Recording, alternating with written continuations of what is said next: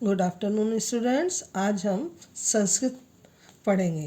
तो आपकी बुक का नाम है संस्कृत अमृतम संस्कृत पाठमाला प्रवेशिका। ये आपकी कक्षा 5 के लिए है। तो इसका हम फर्स्ट लेसन पढ़ेंगे। वर्णमाला। वर्णमाला, वर्ण किसे कहते हैं? तो वर्ण भाषा की सबसे छोटी इकाई होते हैं। जो वर्ण है, वर्ण तो आपने सीखे ही हैं, हिंदी में भी सीखे थे। क ख ग ये सब वर्ण होते हैं, तो इकाई होते हैं इनके, जिनके और अधिक खंड नहीं किए जा सकते। जो जिनके खंड नहीं किए जा सकते वो वर्ण कहलाते हैं। वर्ण वर्ण में स्वर, व्यंजन, अयोगवाह ये 3 होते हैं। संस्कृत भाषा में भी 33 ही व्यंजन होते हैं। क ख ग घ ण, इन्हें कवर्ग कहते हैं। च छ ज झ य इन्हें चवण कहते हैं। ये दांत से बोले जाते हैं। ट ठ ड ढ ण ये टवण होते हैं, तालू से बोले जाते हैं। त थ द ध न ये तवण होते हैं, ये जीव और तालु से बोले जाते हैं।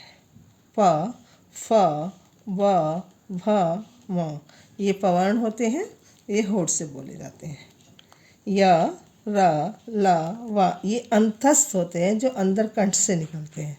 श स स ह ये ऊष्म व्यंजन होते हैं, ये घर्षण करके निकलते हैं, हवा गर्म हवा साथ में निकलती है। तो अब हम बुक से पढ़ेंगे। वर्णमाला। वर्णमाला अर्थात वर्णों का या अक्षरों का समूह वर्ण भाषा की सबसे छोटी इकाई होते हैं, जिनके और अधिक खंड नहीं किए जा सकते। इन वर्णों के मेल से ही शब्द बनते हैं तथा शब्दों से वाक्य की रचना होती है। इस प्रकार वर्ण भाषा को जानने की सबसे छोटी सीढ़ी होते हैं। तो वर्ण मैंने समझाया आपको। क ख ग ये सब वर्ण होते हैं और इनसे मिलकर शब्द बनता है। शब्द क्या किसे कहते हैं? जैसे कमल, तो ये एक एक शब्द तो वर्ण हुआ, लेकिन हम दोनों तीनों को मिलाया तो ये हो गए शब्द। अब शब्दों को मिला देंगे तो वाक्य बन जाएंगे। ये मैं आगे समझाऊंगी आपको। आप हिंदी की वर्णमाला से पहले ही परिचित हैं। संस्कृत भाषा में भी वही वर्णों का प्रयोग होता है। इन वर्णों को 3 भागों में बांटा गया है: स्वर, व्यंजन, अयोगवाह। स्वर, जिन वर्णों का उच्चारण बिना किसी अन्य वर्ण की सहायता से किया जाता है वे स्वर कहलाते हैं। इनको किसी की सहायता नहीं होती।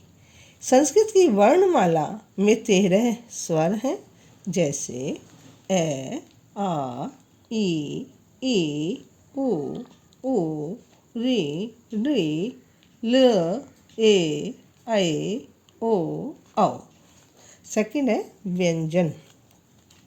जिन वर्णों का उच्चारण स्वरों की सहायता से किया जाता है वे व्यंजन कहलाते हैं। संस्कृत भाषा में 33 ही व्यंजन होते हैं, जैसे अभी मैंने आपको समझाया। क ख ग घ ण कवण, च छ ज झ ण चवण, ट ठ ड ढ ण टवण, त थ द ध न तवण, प फ ब भ म पवण, य र ल व ये अंतस्थ है, अंदर से निकलते हैं। श स स ह ये ऊष्म व्यंजन है। अब तीसरा आता है अयोगवाह। जो वर्ण न तो स्वर होते हैं और न ही व्यंजन, तथापि उनका प्रयोग भाषा में प्राय होता रहता है, उन्हें अयोगवाह कहते हैं। इन्हें सदा चिन्हों से प्रकट किया जाता है। इनकी संख्या 2 होती है, जैसे अनुस्वार। अनुस्वार में अंक की बिंदी ऊपर लगती है तो ये वो अनुस्वार कहलाते हैं। विसर्ग, जो शब्द के बाद में 2 बिंदी लगती हैं, तो इनका प्रयोग चिन्हों के द्वारा किया जाता है। संस्कृत की वर्णमाला में कुल 48 वर्ण होते हैं। जब व्यंजन स्वरों के बिना लिखे जाते हैं तब उसमें हलंत लगाया जाता है। स्वरों के साथ मिलने पर उसमें मात्रा लगाई जाती है। ये आप संस्कृत में सीखेंगे। जैसे इस टेबल में आपको दिखाया जा रहा है का में ये हलंत लगा हुआ है, प्लस आ मिलके का हो गया, इसमें से फिर हलंत हट गया। ख प्लस आ खा हो गया, इसमें से हलंत हट गया। तो इस तरह से ये शब्द बनाए जाते हैं। अगर ये जिसमें ये आ लगे होते हैं उसमें हलंत नहीं लगता, और जिसमें मतलब इनका हलंत के साथ प्रयोग किया जाता है। लय एक स्वतंत्र व्यंजन है, इनकी मात्रा नहीं लगाई जाती है। बच्चों, अब हम अभ्यास कार्य समझेंगे। रिक्त स्थान पूर्यतः, रिक्त स्थान भरिए। वर्णमाला में 2 प्रकार के वर्ण होते हैं।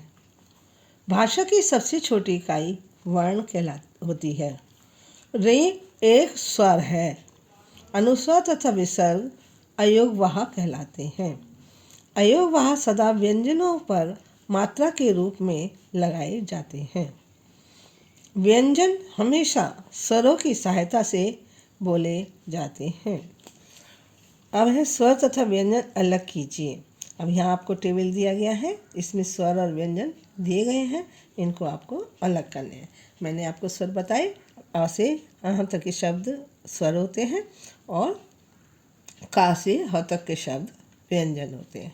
जैसे ए, आ, ई, उ, ए, ऐ, ओ, औ। म, श, ह, य, प, न, क, ट, भ, ल, ण, ढ, स, ग, ह, घ। तो ये शब्द अलग अलग करना है। अब आता है कितने व्यंजन हैं, वर्गीय व्यंजन भी लिखिए।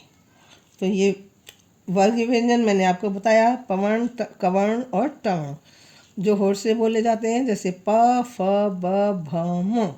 कवर्ण क, ख, ग, घ, ण। टवर्ण ट, ठ, ड, ढ, ण। ये वर्गों के अनुसार है। अब शुद्ध विकल्प पर निशान लगाइए। चवर्ण वर्गीय व्यंजन अस्ति जो दांत से बोले जाते हैं वो कौन से होते हैं? च, छ, तो इनमें से छ है। पवर्ण व्यंजन अस्ति, पवर्ण कौन से होते हैं? जो होठ से बोले जाते हैं। जैसे प, फ, ब, भ, म हो गया ना। इसमें स्वतंत्र स्वर अस्ति, स्वतंत्र स्वर कौन सा? ल। अंतस्थ वर्ण अस्ति, कौन सा है अंतस्थ? व। ये ऊष्म वर्ण अस्ति, श। ग प्लस ए मिलके ग होता है। मैं प्लस उ मिलके मुंह होता है। प प्लस ए है मिलके हो जाएगा पह। तो ये आपकी पूरी एक्सरसाइज हुई। तो बच्चों, ये सारा वर्क आप अपनी बुक में ही करेंगे। मैं PDF के द्वारा भेज दूँगी, आप अपनी बुक में करेंगे और लेसन आप बहुत ध्यान से पढ़ेंगे, क्योंकि वर्णमाला आपने पहले भी पढ़ी हुई है और इसे अच्छी तरह से समझेंगे। जब समझ में ना आए तो वो आप पूछ सकते हैं। Thank you, have a nice day.